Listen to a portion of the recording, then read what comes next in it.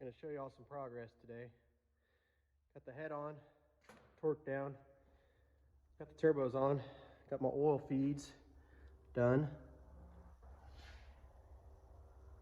Also got the drains done into the pan. Still have to clean the oil pan up where I had the old drain. Turbos are mounted, ready to go. Just got to paint that and then they're good. Don't have any push rods in there yet because still don't have a cam from Hamilton yet. We got my fuel pressure regulator mounted right there. Intake on.